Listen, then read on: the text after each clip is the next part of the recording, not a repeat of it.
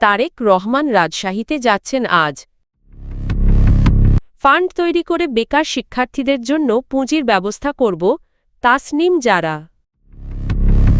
হাঁস হল সততা ও সাহসের প্রতীক, রুমিন ফারহানা।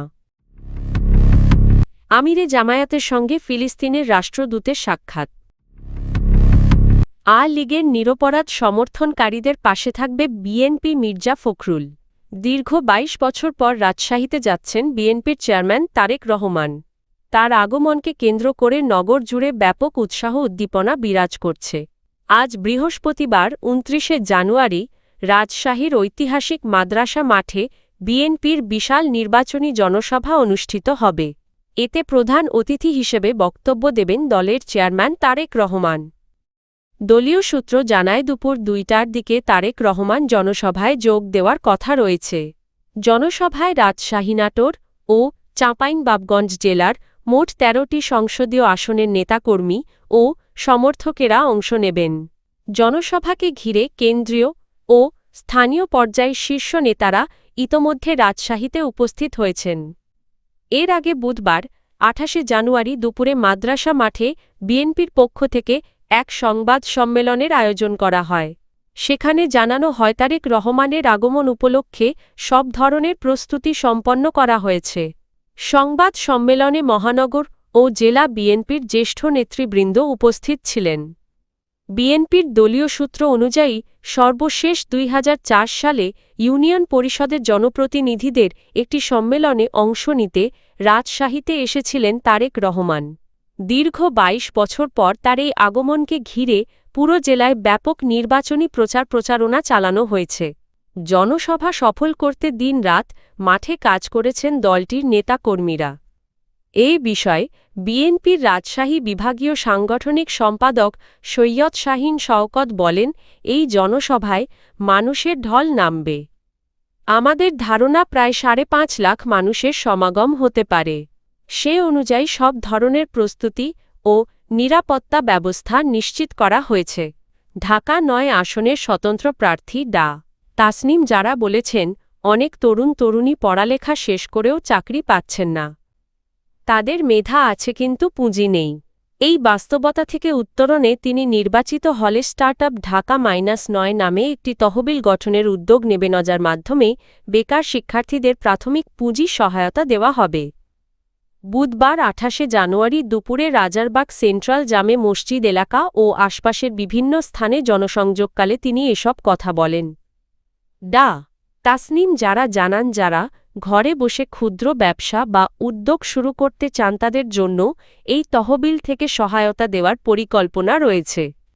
ফুটবল প্রতীকে স্বতন্ত্র প্রার্থী হিসেবে নির্বাচন করছেন উল্লেখ করে তিনি বলেন, সচেতনভাবেই তার নির্বাচনী প্রচারণা অন্যদের থেকে ভিন্ন।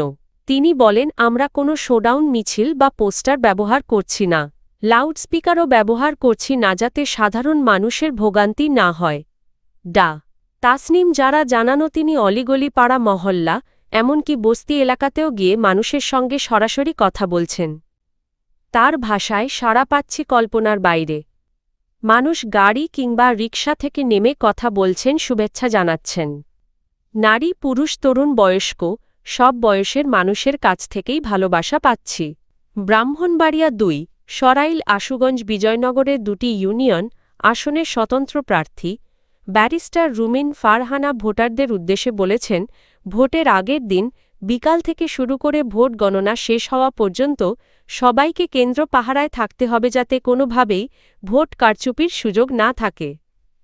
বুধবার ২৮শে জানুয়ারি বিকেলে আশুগঞ্জ উপজেলার তারুয়া গ্রামে আয়োজিত এক নির্বাচনী জনসভায় তিনি এসব কথা বলেন। রুমিন ফারহানা বলেন, ভোট কারচুপির কোনো চেষ্টা হলে পুলিশ, সেনাবাহিনী, বিজিবি এবং এলাকার সাধারণ মানুষ ঐক্যবদ্ধভাবে তা প্রতিহত করবে। তিনি ভোটারদের নির্ভয় ও সাহসের সঙ্গে ভোট কেন্দ্রে উপস্থিত থাকার আহ্বান জানান। হাঁস প্রতীকে ভোট চেয়ে তিনি বলেন, হাঁস সততা ও সাহসের প্রতীক। ৩০০ আসনের সংসদে দাঁড়িয়ে অন্যায়ের বিরুদ্ধে কথা বলার প্রতীক এই হাঁস, বলেন তিনি।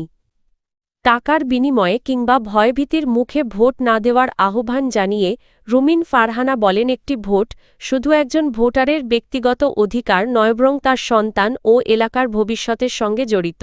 তিনি বলেন, যদি কেউ আপনার ভোট কিনে নেয় তাহলে পরে আপনার ন্যায্য অধিকার কেড়ে নেওয়ার সময় সেই টাকার সুদসহ আদায় করবে। দুনিয়াতে ফ্রি বলে কিছু নেই। বাংলাদেশ জামায়াতে ইসলামীর আমির ডা. শফিকুর রহমানের সঙ্গে সৌজন্য সাক্ষাৎ করেছেন বাংলাদেশে নিযুক্ত ফিলিস্তিনের রাষ্ট্রদূত ইউসুফ এসওয়াই রামাদান।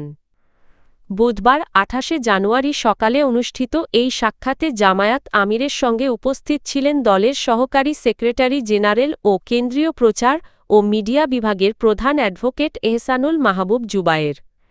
সাক্ষাৎটি অত্যন্ত আন্তরিক ও সৌহার্দ্যপূর্ণ পরিবেশে অনুষ্ঠিত হয়। আলোচনাকালে ডা.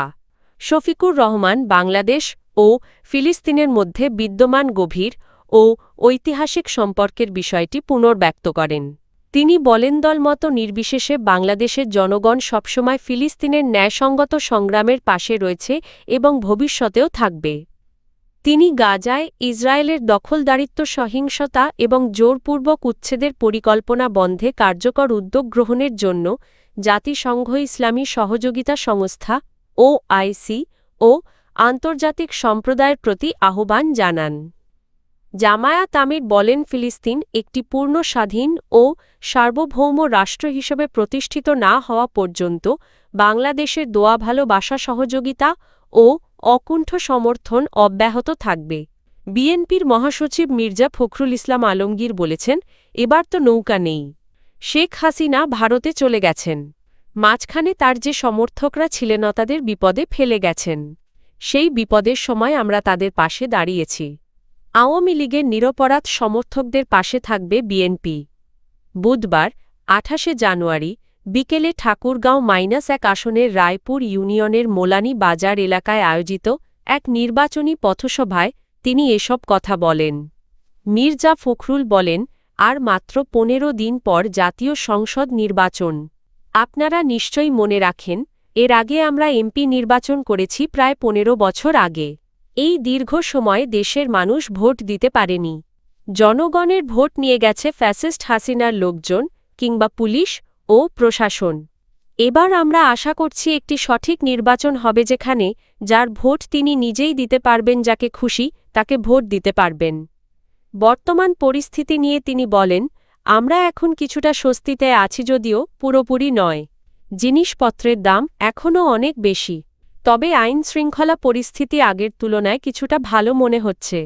সব মিলিয়ে এখন এমন একটি সময় এসেছে যখন মানুষ অন্তত রাতে শান্তিতে ঘুমাতে পারছে। যদি এই নির্বাচন সুষ্ঠুভাবে হয় এবং আমরা ভোট দিয়ে একটি সরকার নির্বাচন করতে পারি, তাহলে দেশ ভালো থাকবে বলে আমি বিশ্বাস করি।